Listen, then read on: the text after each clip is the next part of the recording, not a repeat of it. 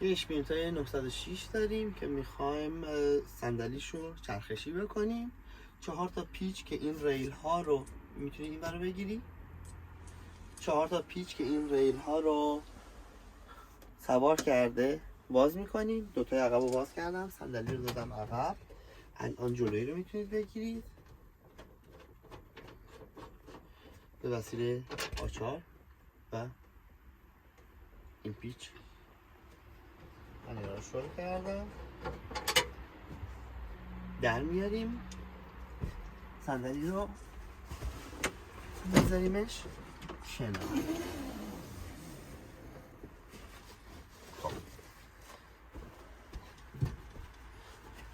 این باید حتما یه چیز استاندارد گرفته بشه، چون تمام وزن صندلی و نیرویی که ترمز میزنه روی اینه، پس این حتما باید استاندارد مرسدس بنز باشه.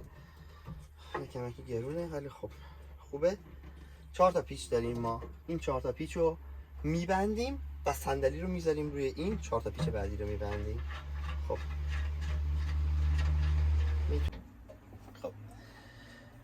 این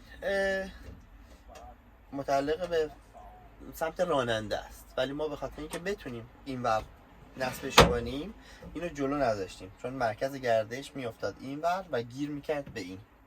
عقب گذاشتیم که با خیال راحت میتونید بچرخونیدش به هر طرفی که دلتون خواست.